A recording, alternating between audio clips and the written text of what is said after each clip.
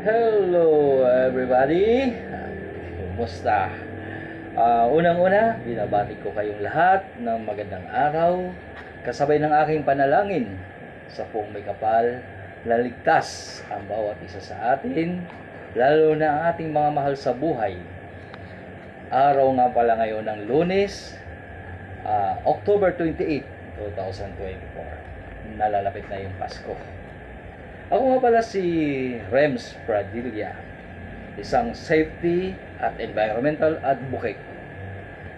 Naisipan kong gumawa ng video sa pagnanais na makapagbahagi ng kaunting kaalaman tungkol sa pag-iwas sa mga simpleng sakuna o aksidente na pwedeng mangyari sa ating, kung paano maiwasan o mabawasan man lang.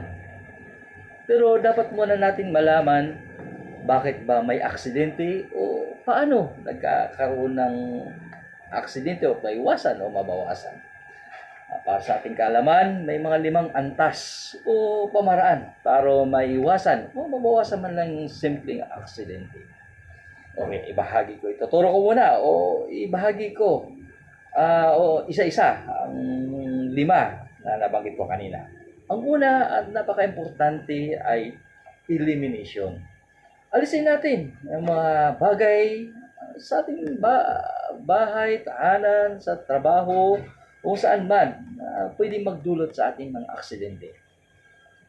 Pangalawa, palitan natin yung mga bagay na nagdudulot ng aksidente o pwedeng maka-aksidente, lalo na sa ating lalo na may mga maliliit tayo sa ating tahanan. Pangatlo, ito yung sinasabi nating control. Gagawa natin ng mga parameters o mga bagay na makokontrol natin yung pwedeng magdulot ng aksidente. Pang-apat, ito siguro yung sasabi nating kaalaman natin o paglagay ng mga patakaran o kung ano yung pwede at ipinagbabawal para hindi ho tayo magkaroon ng aksidente o malapit tayo sa mga panganib.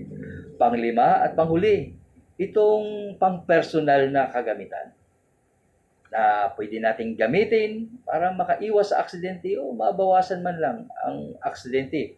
O sa madaling sabi, ito yung tinatawag natin na personal protective equipment.